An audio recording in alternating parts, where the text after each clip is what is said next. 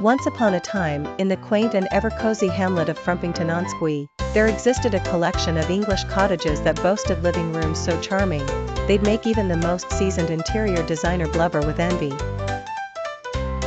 But charming doesn't just happen by accident, it's crafted with equal parts imagination, eccentricity, and the rigorous avoidance of modernity. Our story today takes us inside the cottage of Ms. Petunia Whifflebottom, a retired librarian with a penchant for knitting cat sweaters and collecting antique umbrellas. Her living room, a masterpiece in charming English cottage design, is a whimsical blend of giggling pastels, sporadic floral patterns, and enough knick-knacks to entertain a small army of magpies. Imagine stepping through a door that creaks like a beloved old companion.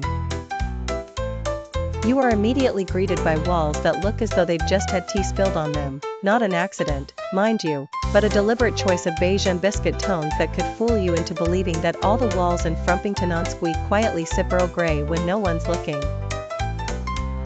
Positioned cozily in the center, like the jovial host of a cozy afternoon gathering, there's a sofa that might as well have its own fan club.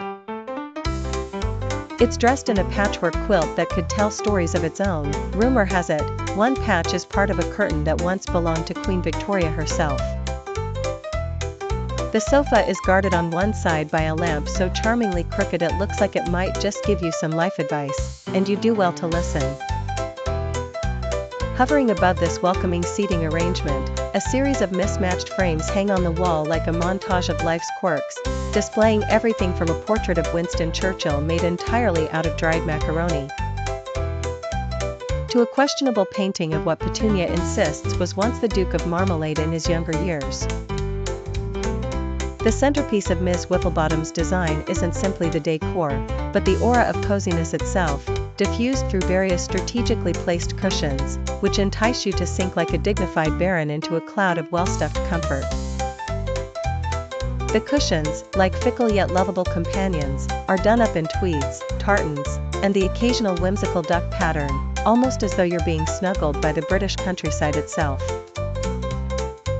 To truly complete the scene, Petunia has pinned up dainty lace curtains that appear to flutter with a life of their own, quietly waving to the villagers walking past her window as they pass by on their daily constitutionals.